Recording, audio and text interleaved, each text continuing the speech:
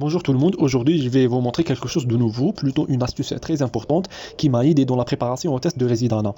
Durant la révision, on fait des QCM, on répond selon nos acquisitions et parfois on trouve des questions très bizarres, difficiles ou bien une nouvelle information qu'on devrait la confirmer et cela nous amène à chercher dans nos livres ou bien sur Google, on cherche jour et nuit et même comme ça on ne trouve pas la réponse.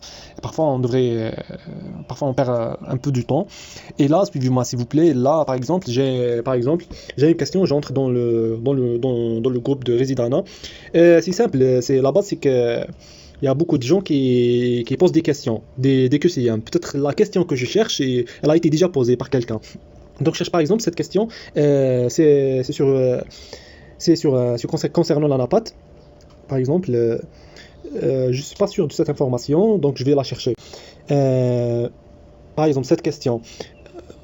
Moi, je ne suis pas sûr sur le prélèvement. Par exemple, un examen cytopathologique peut être réalisé à partir de la réponse FONS, LCR, liquide pleural, prélèvement fixé dans le glutéraldéhyde, à position d'un ganglion lymphatique non fixé, frottis d'exocrine. Par exemple, glutéraldéhyde, ça c'est une question bizarre, ça c'est une information bizarre. Je sais que, apparemment, c'est le glutéraldéhyde, c'est un désinfectant dans la étudié dans le chapitre microbio.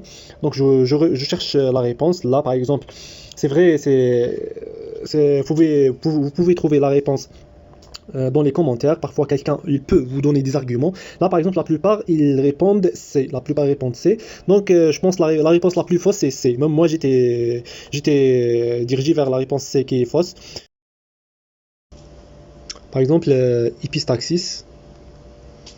Voilà, je veux faire beaucoup. Par exemple, si je veux faire beaucoup de QCM, je veux m'entraîner sur ce cours, l'épistaxis. Vous trouvez des QCM, c'est voilà. L'épistaxis d'origine traumatique peut être le résultat d'une fracture, et voilà.